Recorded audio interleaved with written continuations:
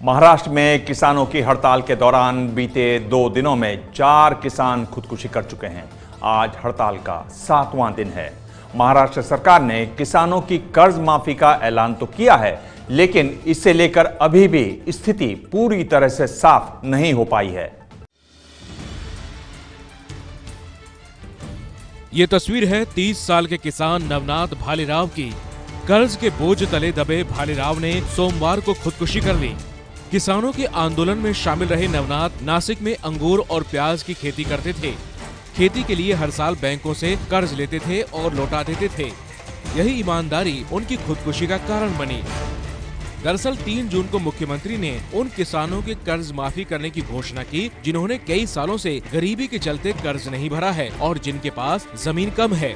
CM के ऐलान के बाद से ही नवनाथ भालेराव गहरी निराशा में थे।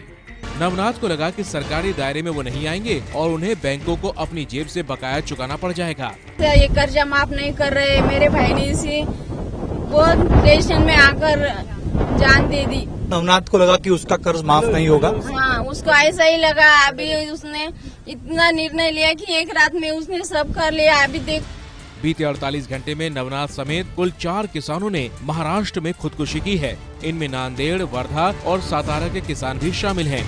इधर महाराष्ट्र में किसानों की महाहड़ताल 7वें दिन भी जारी है। सीएम फडणवीस के ऐलान के बावजूद किसान आंदोलन वापस लेने को तैयार नहीं है।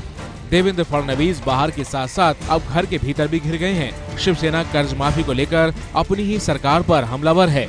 अगर आप इस तरह से बात करोगे कि हम किसान नेताओं से बात करेंगे तो किसान नेताओं से सिर्फ सरकार में जो असली किसान है वही बात करेंगे। क्या मुख्यमंत्री किसान है? उनके जो मंत्रिमंडल में जो बैठे हैं वो किसान है? अपनी नाराजगी जाहिर दिखाते हुए शिवसेना के मंत्रियों ने फडणवीस कैबिनेट की बैठक का ही बहिष्कार कर दिया। किसानों को अपनी ओर से आर्थिक मदद देने वाले अभिनेता नाना पाटेकर ने फडणवीस सरकार को नसीहत दी है।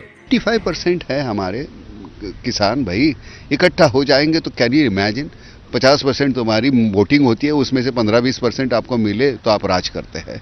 55% अगर वो एक इकट्ठा हो जाएंगे तो उनकी कितनी ताकत होगी। नासिक से गणेश ठाकुर के साथ मुंबई से मयूर परीख की रिपोर्ट।